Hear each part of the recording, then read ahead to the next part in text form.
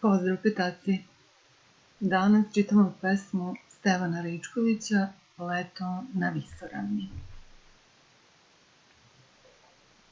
Podsjeti se šta si do sada saznao o Stevanu Ričkoviću i koja njegova dela su ti poznata. Da bi što bolje doživao pesmu, pokušaj da oživiš u sećanju jedan letnji pljusak. Zamisli kako se osjećaš. Jesi li pokisao? Sjeti se kako miriše vazduh posle tog pljuska. Sada možemo da čujemo pesmu u izvođenju dramskog umetnika Ljube Tadića.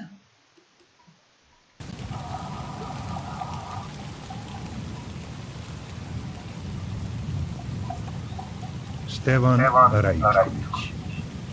Leto na visoravni. Na visoravni gde sjalo od sunca sve ko ogledalo. Čini se sad da neće stati kiša i sunce opet sjati. Al prestaje. Sa lišća smokve cede se kapi, drhte lokve.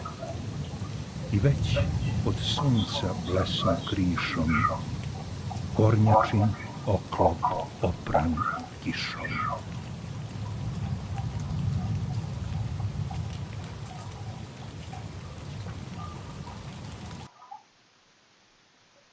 Kako si doživeo pesmu?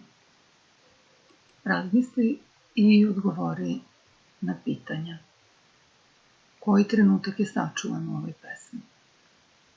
Kakav bi ti naslov dao pesmi?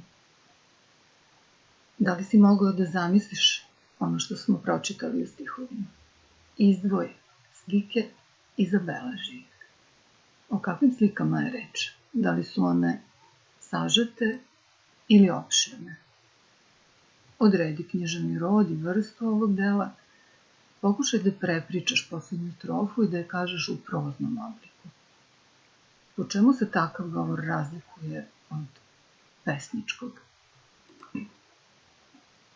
U prirodi postoje ritmovi.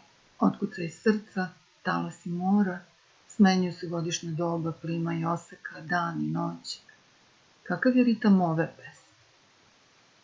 Odredi vrstu strofe i stiha u pesmi, razmisli koja vrsta rime je ovde zastupljena. Prepoznaj koje stilske figure se kriju u ovim primerima. Ako pogledaš pesmu, ima mnogo glagola.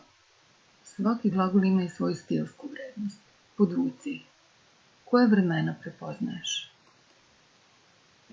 Poslušaj pesmu Dejana Despića i prepoznaj koja stilska figura se krije ovde.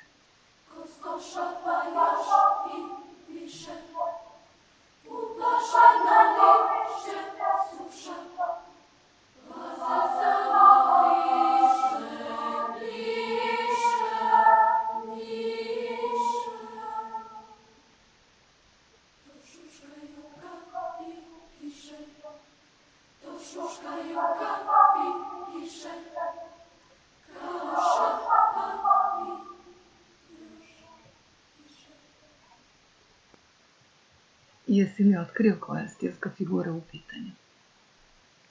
Ako si sve ovo uradio, ostaje još da zapišeš ključne reči i možeš da se odmoriš. Hvala na pažnji i do gledanja.